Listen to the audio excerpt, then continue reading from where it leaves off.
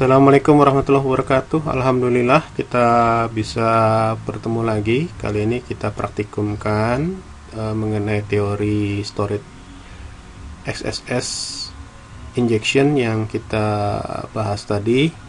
Baik, tahap awalnya kita hidupkan SAM-pp. Selanjutnya aktifkan Apache dan MySQL dengan mengklik tombol actionnya sehingga keduanya berwarna hijau. Kemudian buat folder dengan mengklik Explorer. Buat folder apa? Buat folder di dalam htdoc. Jadi htdoc ini diklik.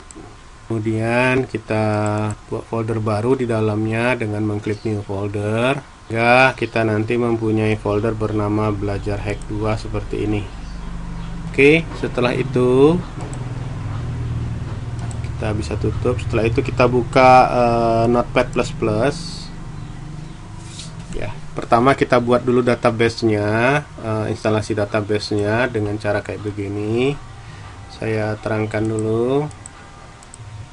Oke, baris pertama ini connect ke server, kemudian membuat kode SQL-nya, create database news, kemudian mengeksekusinya, kemudian mengecek ya baris 5 dan 6, baris 4 sampai 8. Di mana 5 dan 7 ini adalah pesan kalau dia berhasil ada di 5, kalau yang 7 ada di yang kalau gagal ada yang di 7 ya. Kemudian tahap ke berikutnya setelah dibuat database-nya adalah membuat tabel beritanya. Tabel beritanya di sini ada 5 kolom, ID berita dengan tipe bilangan bulat, auto increment, nilainya otomatis 1 2 3 4 sampai dan seterusnya. Kemudian dengan paling banyak 5 digit ya. Jadi kemudian dia juga sebagai primary key. Kemudian ada waktu berita, tipe datanya daytime, judul berita dan seterusnya seperti tampil di layar.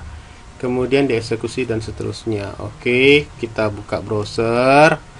Nah, simpennya jangan lupa, simpennya tadi kita simpen di simpennya setelah kita lakukan ini. Pengetikan ini nanti simpan jangan lupa di dalam folder belajar hack 2 yang tadi kita buat.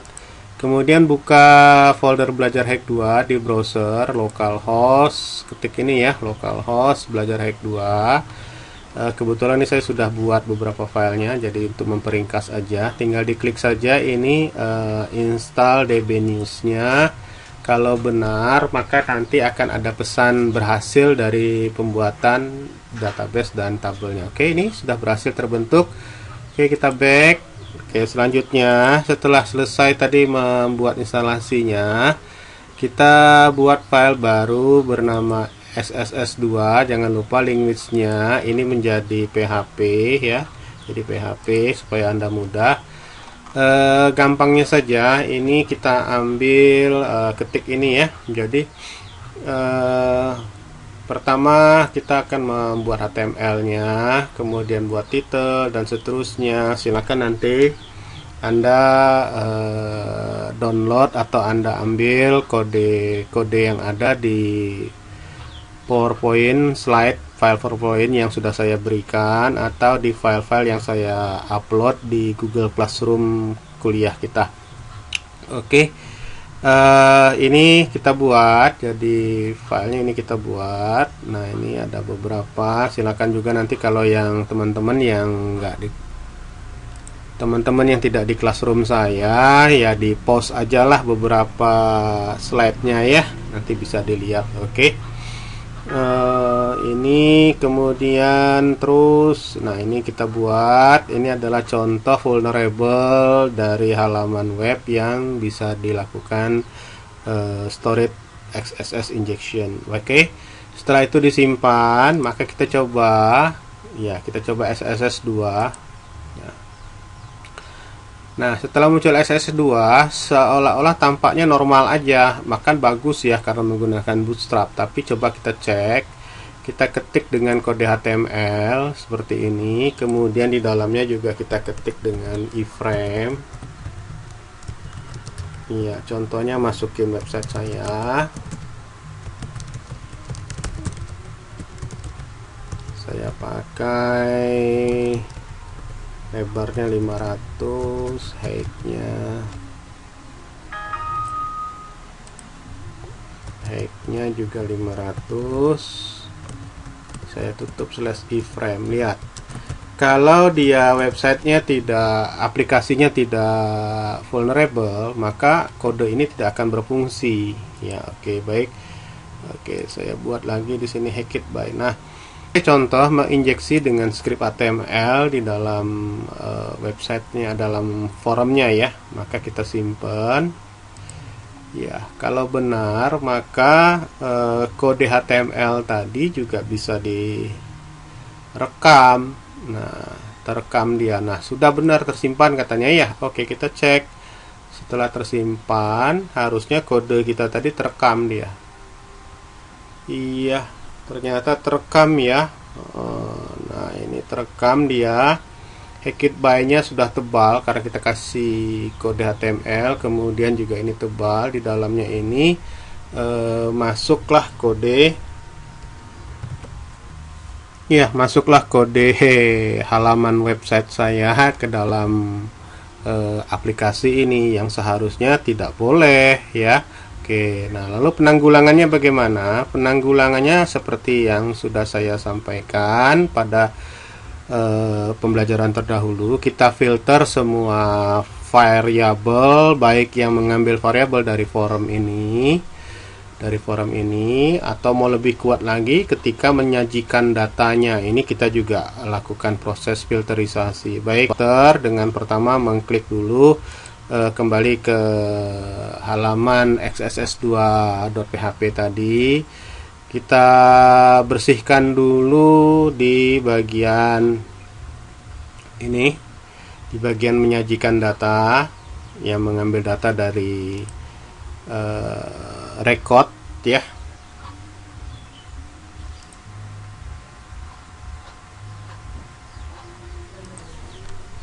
Baik, ini kita sudah buatkan filterisasinya dengan HTML entity dan MySQL recap string pada koneksinya, pada tampilan recordnya dengan menggunakan koneksi yang sudah kita buat, di include-kan ke sini ya.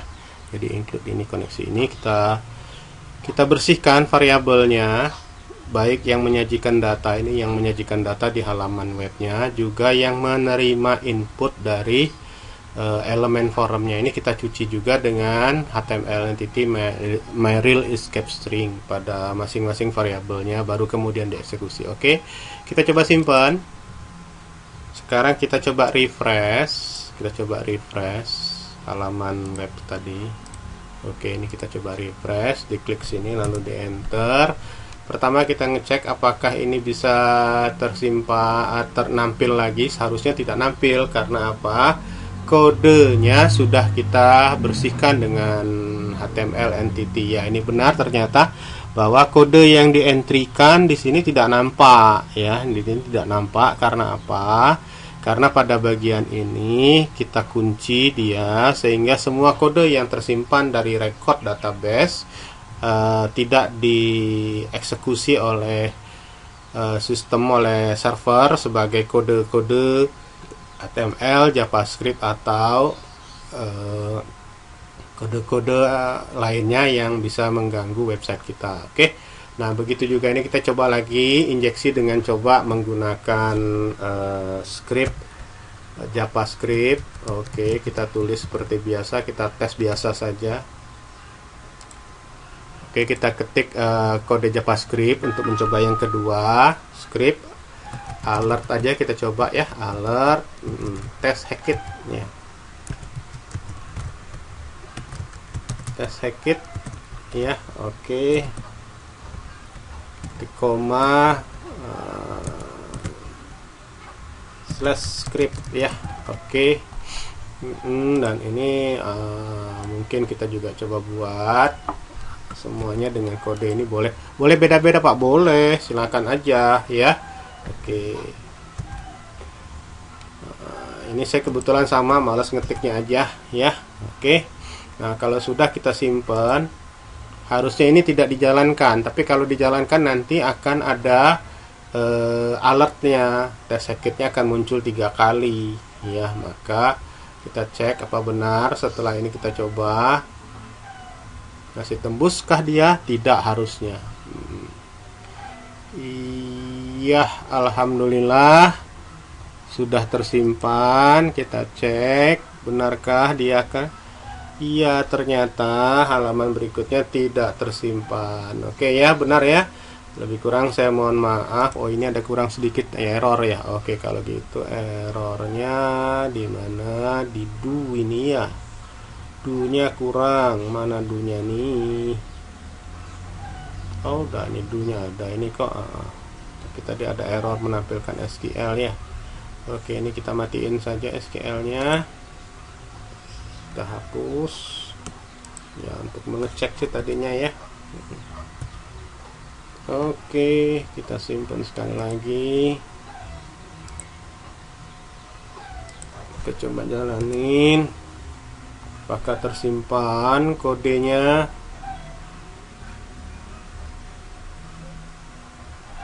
Iya, tersimpan tapi tidak dijalankan ya. Harusnya demikian. Oke, iya tersimpan tapi tidak dijalankan, bahkan sudah beda dengan yang pertama ya. Yang pertama benar-benar codingnya yang disimpan karena tadi kita belum pasang.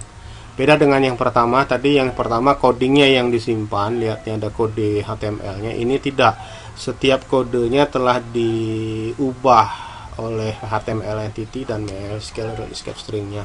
Oke, demikian contohnya anandaku para mahasiswa dan teman-teman sekalian dalam pembelajaran bagaimana kita melihat atau menjalankan reflected XSS dan antisipasinya. Pesan saya, ilmu yang sudah didapatkan ini jangan dibuat untuk hal-hal yang melanggar undang-undang hak cipta, undang-undang ITE, ya, undang-undang cybercrime. Janganlah berbuat kejahatan. Saya tidak nampak apa yang Anda lakukan, saya tidak tahu apa yang Anda lakukan, tapi Allah Maha tahu apa yang Anda lakukan. Lebih kurang saya mohon maaf. Selamat belajar. Bila taufik hidayah. Assalamualaikum warahmatullahi wabarakatuh.